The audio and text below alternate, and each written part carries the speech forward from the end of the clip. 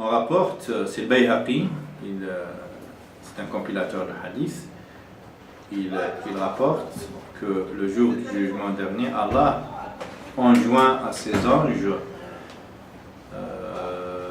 spécialistes de l'enfer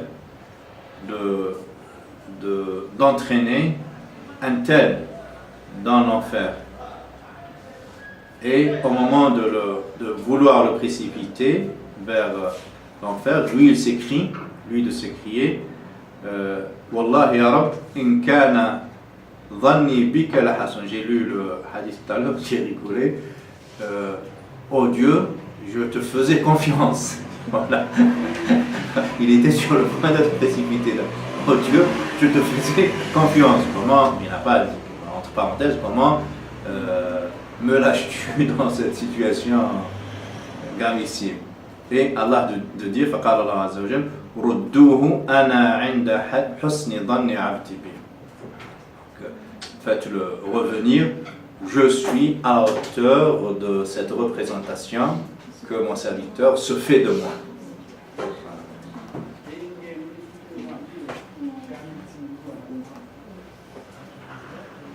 Il y a un doua, aussi ce sont des douas très subtils mais très sympathiques. On rapporte qu'un homme était de passage à côté d'un autre musulman en plein Arafat. Arafat, c'est cette adoration, c'est lorsqu'on les pèlerins se retrouvent un jour avant l'Eid du sacrifice, sur ce monticule, cette petite montagne, à prier Allah subhanahu wa ta'ala. Donc on l'a entendu, et là justement les gens rivalisent en matière de doua. C'est le jour de la créativité, de l'inventivité en matière de doua. Chacun essaie d'exceller, c'est pas être dans l'éloquence et dans la sincérité aussi à faire des doigts. C'est une situation extraordinaire d'exaucement des doigts. Donc, et on l'a entendu dire La tu'adhibna bin nari ba'da je traduirai après. La tu'adhibna bin nari ba'da an askanta tawhidaka qulubana. Ensuite il pleure. ثم بكى وقال ما إخالك تفعل بعفوك. ثم بكى ثم قال ولئن عذبتنا بذنوبنا لتجمع بيننا وبين أقوام قال ما عديناهم فيك. C'est un dialogue avec Allah extraordinaire. Je vais le traduire, il est très beau. Donc, on l'a entendu dire en pleurant Dieu, comment acceptes-tu nous châtier, nous punir, après avoir logé ta foi très profondément dans nos cœurs? N'est-ce pas?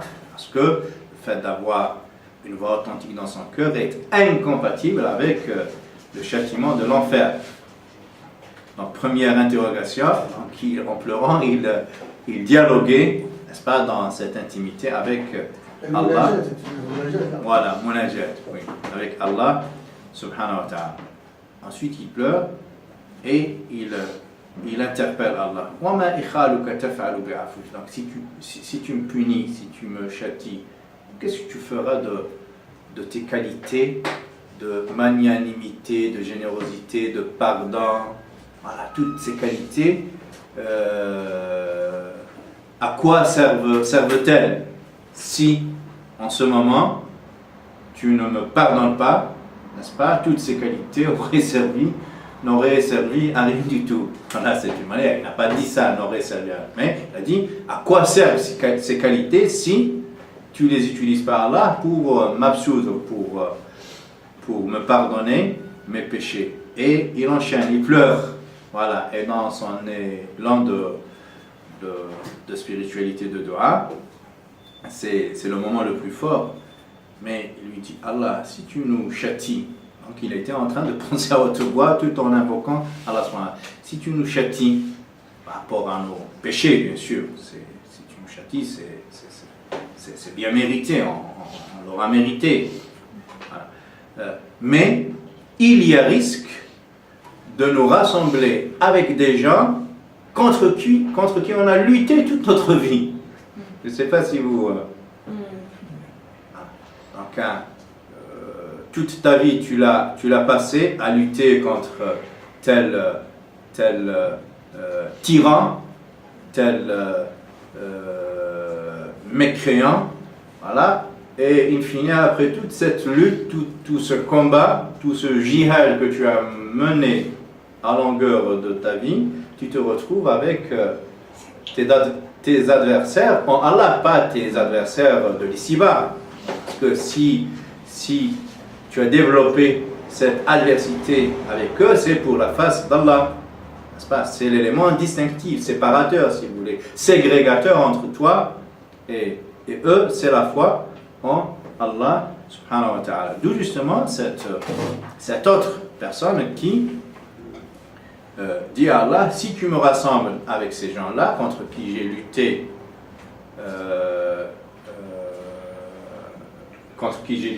pour toi,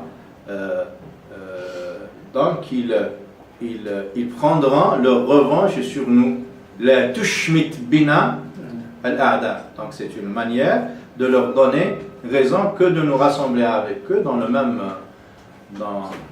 même grotte infernale. Il est 16h. Allez, je vous lâche, j'ai pas vu le temps, excusez-moi. C'est l'effet de la caméra. Ça veut dire qu'ils iront au même stade que... Exactement. Voilà. Et il leur fait plaisir à ces gens-là qui sont censés être dans le châtiment, dans le regret. Là, il leur donne l'occasion, dans leur enfer, de déguster, de savourer ce moment, de voir des croyants contre qui ils ont lutté dur et ferme.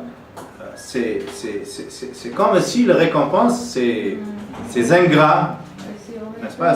Voilà. Il y a moyen de minimiser ces fautes à vie, quoi. Pas minimiser, non, pas du tout. Minimiser devant la clémence d'Allah subhanahu wa ta'ala. Pas minimiser, pas du tout. Si c'était le cas, il n'aurait même pas fait le dua. Il aurait été dans la satisfaction. Voilà, et le sentiment d'indépendance. Je vous passe la parole. Tenez-la.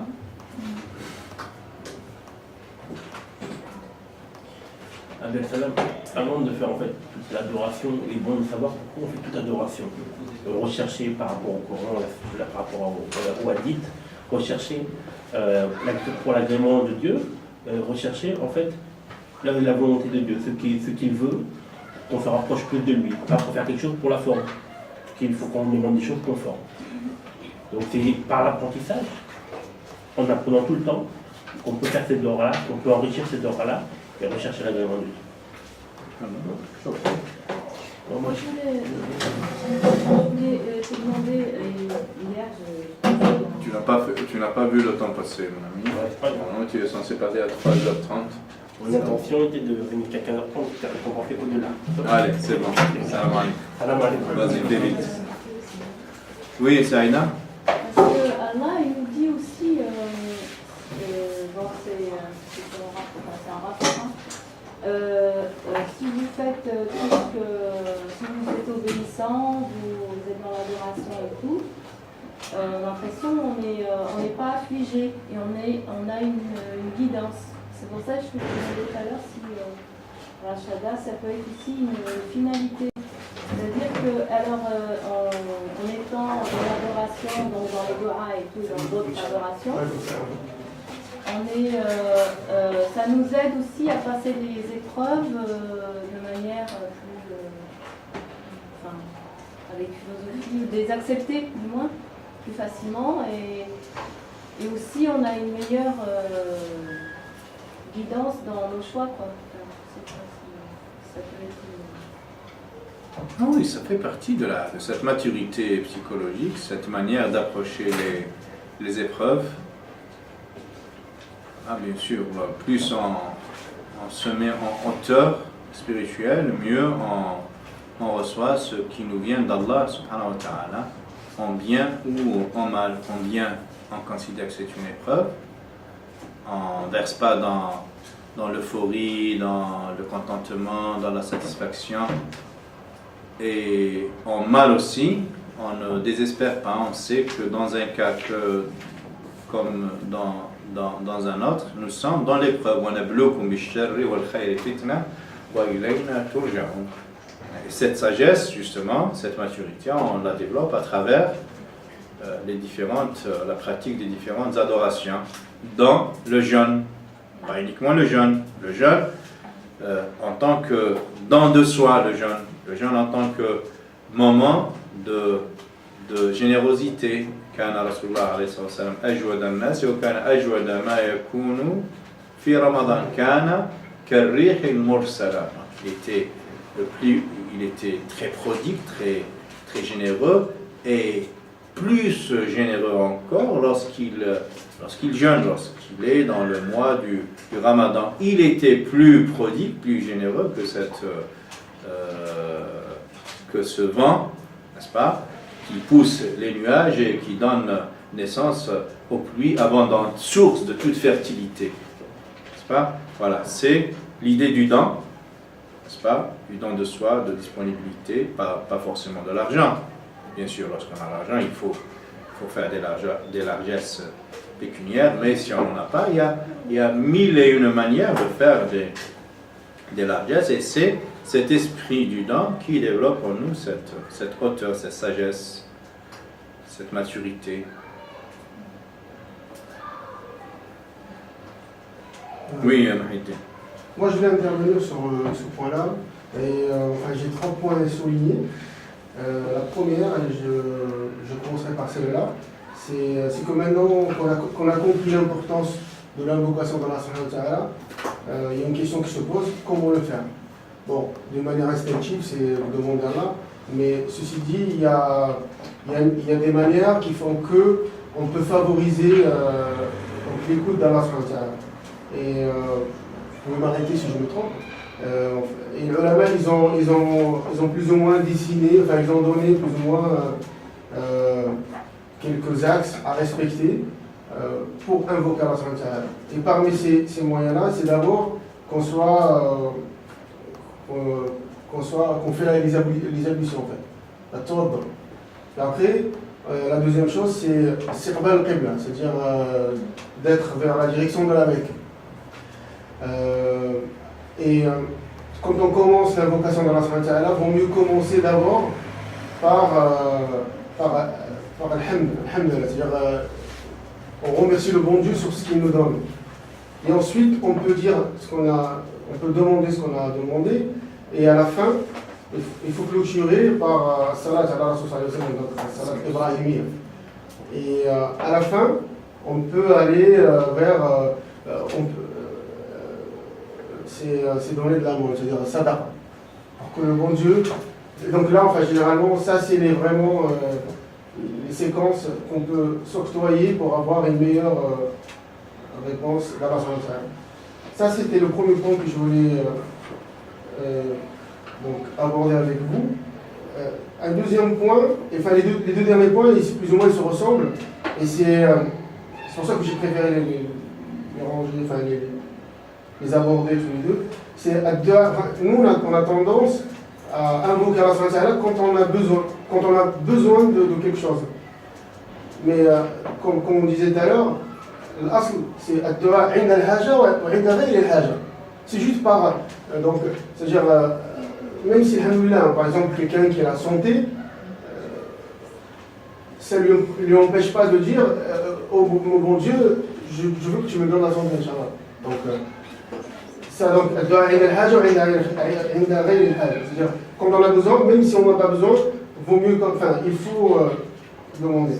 Et justement sur cette même démarche, c'est ce qu'on a. Il faut toujours insister en fait. C'est-à-dire al-ilhah.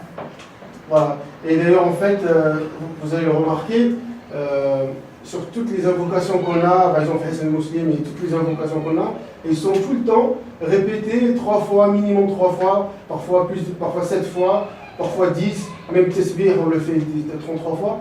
Et c'est vraiment pour marquer pour l'ilha, pour marquer ce besoin de la chose. Et pour clôturer, j'ai une petite histoire à vous raconter justement concernant tout ce que je viens de dire. C'était, je ne me rappelle plus les circonstances, je l'avais lu quelque part, mais je ne me rappelle plus c'était où. En fait, c'est avec deux musulmans qui étaient donc assis dans la mosquée, bien sûr, vers la Qibla et tout ça, et l'un à côté de l'autre, et chacun il invoque Allah subhanahu wa ta'ala. Sauf que le premier, il a invoqué, mais de manière bizarre. C'est-à-dire, il parlait trop fort, il avait la main, il insistait, mais il avait vraiment. Il a insisté, il parlait de reste.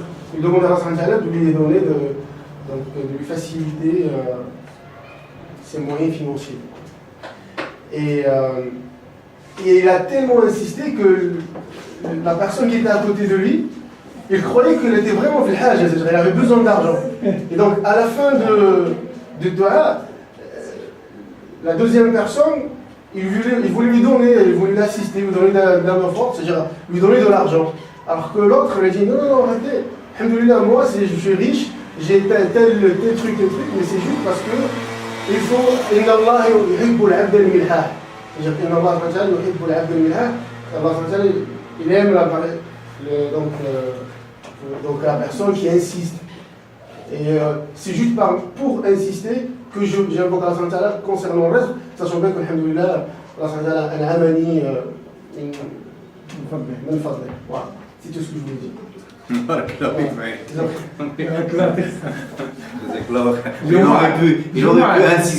Il aurait pu insister sur autre chose que l'argent, pas que l'argent, d'éduquer ses enfants, la science qui est autrement plus inaccessible que l'argent. Mais lui, il est resté dans sa spécialité. Il veut rester riche, il ne veut pas toucher la pauvreté. Il faut rester dans sa spécialité. Exactement.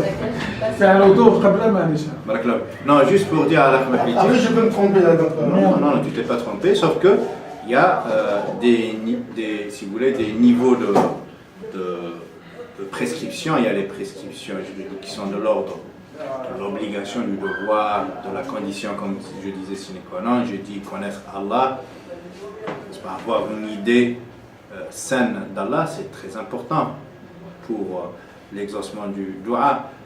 Itabatul ma'kal. Oui, voilà, l'acl halal, le fait de manger, de boire, de consommer licite. Vers, c'est très important, sinon on a beau essayer, inna ahadakum, dit le prophète, alayhi salatu wassalam, ash'atha, non pas, ça c'est un autre hadith, dans lequel il dit il y a des gens qui exagèrent dans le dua, qui lèvent très haut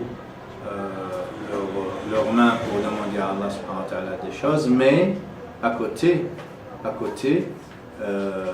leur consommation culinaire elle est haram, mat'amu haram, ma'kalu haram, ce qu'ils boivent est haram, malbasu haram, leur tenue vestimentaire est d'origine illicite aussi, haram.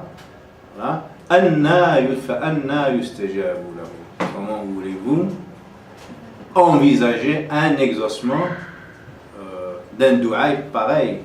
Voilà. Quelle que soit l'éloquence du dua, s'il est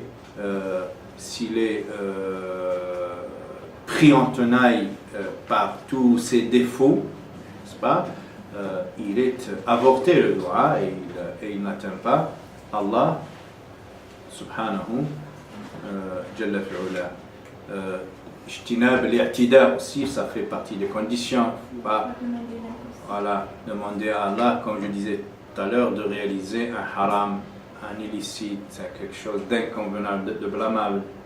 Ou alors la manière aussi de faire le dua, l'i'tida fi dua, d'imposer à Allah un timing, d'imposer à Allah, voilà. I'tida, c'est le fait d'être dans la démesure, dans l'outrance, dans la formulation des mots. Je veux maintenant mon truc, tu vois, et tu exiges d'Allah, non seulement tu lui fais le doigt, et tu exiges le timing, tu exiges, voilà. Juste concernant le timing aussi, il y a le motard. Déjà parfois, la Rasul il avait besoin de quelque chose de suite. Parfois on a besoin de ça.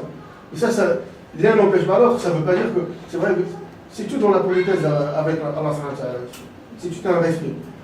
Parfois on a besoin de quelque chose maintenant, et pas demain. On va se jeter, là, on va bientôt tomber dans la mer et qu'on ne sait pas nager. Si on demandait au bon Dieu, donc là, c'est vrai qu'il ne faut jamais imposer, mais après qu'il y a une doigt longtemps. Et donc. Et bien à ce moment-là, ce n'est pas des doigts comme Hizbullah ou Nir al-Bakir, parce que c'est vraiment le dernier recours. L'exemple du naufrage, il y a des doigts vraiment, comme on dit, pas dans l'urgence, mais vraiment. Oui, ça c'est des situations extrêmes. Même les non-musulmans, ils verront leur doigt exaucé. Voilà. Donc il y a ce registre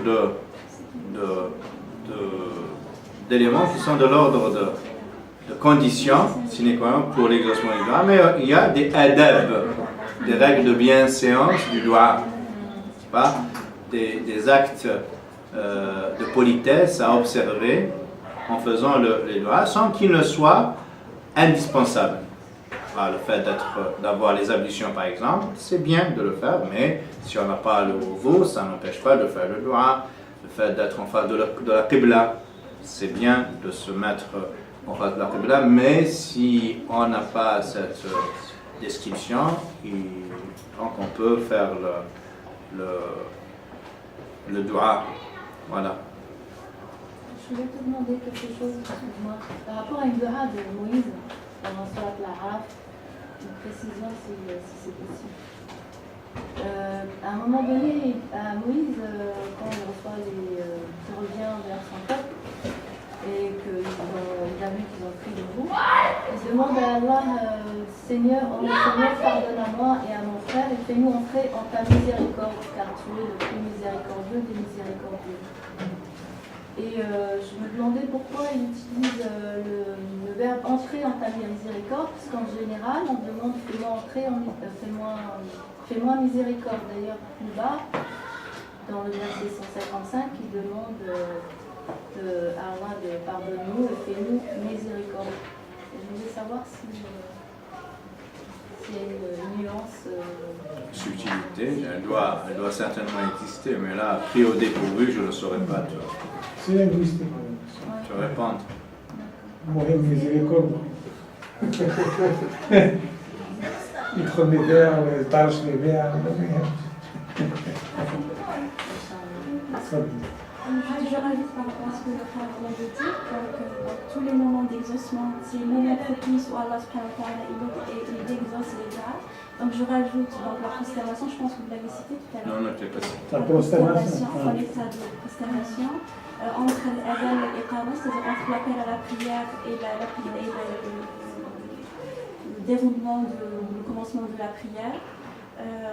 Et aussi, en fait, Allah il a dit qu'il faut exaucer Allah. Donc, le frère l'a cité tout à l'heure d'invoquer Allah par ses noms excellents. Et en plus des noms excellents, c'est-à-dire Allah il a dit il a dit l'ism al-a'zam, c'est-à-dire l'ism le plus excellent. Et les savants, donc, parce qu'il leur a donné des repères un peu pour pouvoir trouver c'est lequel parmi tous ces noms excellents qu'on connaît, lequel c'est le nom le plus excellent. Donc les savants, ils ont dit en fait, il est dans Al-Imran, Al-Baqarah, je pense qu'il y a été aussi. En bref, donc il paraît qu'ils les ont en fait, ils ont dit qu'en fait il s'agit de Allah, parce qu'il y a qu'Allah qui s'appelle Allah subhanahu wa ta'ala. Ar-Rahman Ar-Rahim, Al-Jalal wal-Ikram, Al-Hayy al-Qayyum, et aussi Badi' al-Samawat wal-Ard, je pense. Donc si vous voulez apprécier, on ne sait pas les citer, on peut dire ya Allah, exauce-moi par le nom le plus excellent, par lequel j'exauce celui qui t'aime. Donc même si on n'arrive pas à retenir, on ne se retrouve pas dans le nom excellent, donc c'est-à-dire le dire, le citer directement, on peut dire ya Allah, lui il le connaît de toute une façon. Donc on t'invoque par ton nom excellentissime. Et Inch'Allah, Allah il exauce. Et après, il y a aussi le prophète ou alors un savant, il a dit celui qui précipite, qui veut que son dua ou son invocation soit exaucée dans l'immédiat, donc il sera puni par donc il sera puni par la comment ça s'appelle ça, Privation. La privation, exactement. Donc il sera pris par la poste. Donc c'est pour ça, d'autant plus quand on regarde dans le Coran, la plupart c'est des anbiya, donc la plupart ils ont été exaucés beaucoup, bien longtemps après avoir invoqué Allah. Sayyidina Moussa alayhi salam, 40 ans après Allah il a fait Arafat Pharaon. Donc 40 ans après, donc il a noyé Pharaon. Donc après on a Sayyidina comment il s'appelle, Moussa alayhi salam. Donc il est resté 7 ans en prison avant qu'il soit délivré. Donc pour dire, c'est-à-dire il ne faut pas se précipiter, dire moi j'ai invoqué, j'arrête pas d'invoquer. Donc le prophète alayhi salam, il a dit ne désespérez jamais, c'est-à-dire il faut insister jusqu'au bout. Et même comme le Cheikh Hassan l'a dit tout à l'heure, même si on n'est pas exaucé maintenant, il y a 3 situations. Si on n'est pas soit parce que voilà, on sera Inch'Allah dans l'au-delà, parce qu'il y a des gens Inch'Allah dans l'au-delà, ils vont être tellement rétribués par rapport à leurs doigts qui n'ont pas été exaucés dans la vie d'ici-bas. Donc ils vont souhaiter que si seulement tous leurs souhaits, tous leurs vœux n'ont pas été exaucés, tellement ils verront subhanallah. Et puis voilà, les 3 situations qu'il a citées tout à l'heure. Et aussi dans le Coran, c'est très récent, on trouve souvent Allah subhanahu wa ta'ala, donc Al-Mujib, c'est-à-dire celui qui exauce, il est toujours conjugué avec Al-Qarib. Al-Qarib, c'est-à-dire le tout proche, qui est tout proche. Al-Qarib ou Mujib. Donc tout à l'heure, on a vu dans le verset de Al-Baqarah, Amma Mujib, non. وإذا سألك عبادي عني فإني قريب أجيب دعوة الداعي إذا دعاني قريب مجيب. Donc il faut toujours conjuguer القريب مع المجيب. إن ربي قريب مجيب. Donc c'est pour ça qu'il faut toujours dire que Allah il n'est jamais loin. Quand bien même votre invocation elle n'est pas exaucée, parce qu'on ne sait pas en fait le bien il est où. Donc on peut demander quelque chose, peut-être c'est là, qui sait, Allah qui sait. Donc du coup on demande Allah parce qu'il est bon pour nous. Donc il ne faut pas demander par rapport à ce que nous aimons parce que nous on ne connaît pas notre bien. Alors par contre lui c'est donc un invoque Allah par rapport à ce qui est bien pour nous ici-bas et surtout n'oubliez pas l'au-delà. En fait le but c'est de finir bien. En fait, c'est pas vivre bien ici-bas, c'est bien, mais c'est pas suffisant. Quand bien même on a tout ce qu'on veut sur la terre, mais si on finit en enfer, ça sert à rien, absolument à rien du tout. Donc si on peut, c'est-à-dire avoir les deux, c'est l'idéal. Si on n'a pas les deux, au moins finir parce que c'est pour l'éternité. Si on ne pas avec Inch'Allah, tout l'assemblée qui est ici, on ira tous au paradis, ça sera Inch'Allah pour l'éternité. Moi, je vais défendre l'autre partie. Ceux qui ne font pas la prière, d'après nous, d'après ce qu'on a dit, donc il faut des heures bien précises, il faut le Coran saint, il faut entrer au salat, le Jumu'ah, il faut le Qabla. Et celui qui ne fait pas la prière, attends, laisse-moi terminer. Celui qui ne fait pas la prière, comment on fait avec lui alors? Non, ne fais pas de dua, toi. Laissez-moi parler. Laissez-moi. C'est pour ça que je vous dis, la seule dua, c'est la sincérité. La sincérité, je vais, parce que في الآية وش يقول؟ من يجيب المضطر إذا دعاه. المضطر هذا. Celui qui fait pas la prière, quel que soit X, quelle que soit la personne. بالصح parce que l'arabe il est en naufrage, il est en difficulté, un marge technique, l'incendie, il a que Dieu à qui demander. Donc la sincérité, elle explose. Il n'y a pas plus sincère que lui. Il n'a pas d'autre issue. Vous voyez qu'on a la sincérité. Moi j'insiste sur la sincérité parce que vous me dites qu'on fait dua, il n'y a pas d'exaucement. C'est pas. Si aujourd'hui, qu'est-ce que je m'en fous moi que ceux qui me le donnent le jour du jugement? Qu'est-ce que je vais faire avec? Oui, je plaide de l'autre côté. Subhanallah. Les factures s'amoncellent, ou j'ai perdu espoir, tu me dis, non, Dieu il te dit, fais dua, et tu attends. On ne sait pas, peut-être c'est maintenant, peut-être c'est le jour. C'est illogique. Pour moi, c'est illogique. Donc, qu'est-ce que je dois comprendre? Je dois comprendre que dua, c'est un apaisement. Pour le croyant, c'est un apaisement. Il te donne la sérénité. Tu vis dans le petit là, dans les épreuves, comment tu vas faire, subhanallah? Tu sais que c'est possible qu'il va t'exaucer, c'est possible et à 99% il ne sera pas exaucé lorsque tu vas te rendre compte, parce qu'il sera exaucé. Mais il sera tellement caché parce que les années seront passées, ou la situation aurait changé et Dieu l'a exaucé sans que tu te rendes compte, ou là il a parlé pour le jour du jugement. Qu'est-ce que ça me donne alors? Dua. Il me donne la tranquillité. Je fais confiance en Dieu. Tu sais où tu vas me mener. اللهم اهدنا فيمن هديت وعافنا فيمن عافيت فيمن عافيت وش تجيب هذا وش يقول وقنا شر ما قضيت انك تقضي ولا يقضى عليك وقنا tu possèdes le destin le sort تاعنا le futur l'avenir l'immédiat يا ربي couvre-nous de voilà c'est tout c'est comme ça que je le vois la sincérité pour ceux non mais واحد اللي ما يصليش واش راح نقول له انا il va me poser la question qu'est-ce que je vais lui répondre ما تصليش ouais c'est pas la peine je vais lui dire sois sincère pleure صح sois sincère fais confiance en Dieu ابكي له يا ربي فكني من الضروب فكني من الشراب فكني من ابكي له s'il voit que vraiment tu es sincère tu veux aller vers lui Rabbi va t'en sauver. Tout simplement. Et pour nous les croyants, c'est un apaisement, c'est une tranquillité. Je fais confiance. Dans tout autour de moi qu'il y ait des bouleversements, mais je m'en fous parce que je fais confiance en Dieu, je suis tranquille, je suis apaisé. Je veux juste dire, dans le Coran, Allah il nous parle même des du'as que les gens font quand ils sont au paradis. Par exemple, non mais c'est vrai.